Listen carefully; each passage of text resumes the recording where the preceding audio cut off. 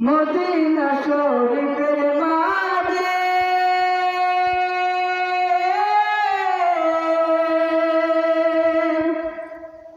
বেহেশতের বাগান আছে। মদিনা শরীফের মাঝে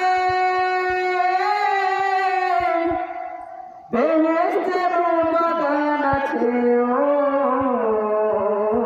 সেই বাগানে শুয়ে আছেন, সেই বাগানে শুয়ে আছেন কারা নবী মুস্তাফায়। তোমরা যদি যাও গো মদিনায়, তোমরা যদি যাও গো মদিনায়, সালাতু সালাম গো আমার দুরূদ সালাম গো আমার গো নবী মুস্তাফায়। তোমরা যদি যাও গো মদিনায়, তোমরা যদি যাও গো